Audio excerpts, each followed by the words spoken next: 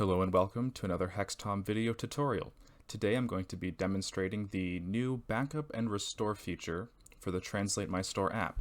This is a feature that backs up and restores your translation data, so you don't have to be worried about losing it.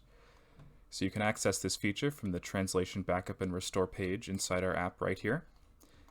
And you can make a backup of your data by pressing this Backup Now button.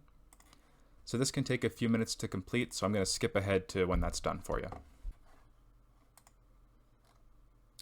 Okay, as you can see, it is now finished, and my English to German and English to French translations have been backed up.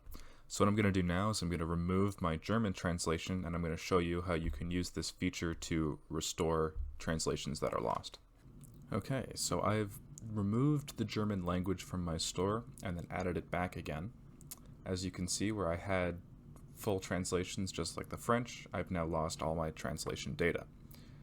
What I can do is go to the Translation Backup and Restore, find the English to German backup that I made, and click Restore.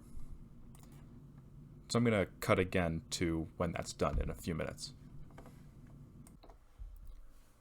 Okay, it's been a little while.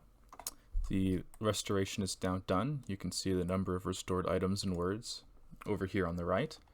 And if I go back to the dashboard, you'll see my German translation is completely restored. So there's one last thing I want to show you about, and that is this auto backup check. You can see it's on. You can toggle it right there. We highly recommend that you either turn this on or leave it on, because this will allow our backup feature to make these backups for you, and then you don't need to remember to hit the Backup Now button. So that's everything for today.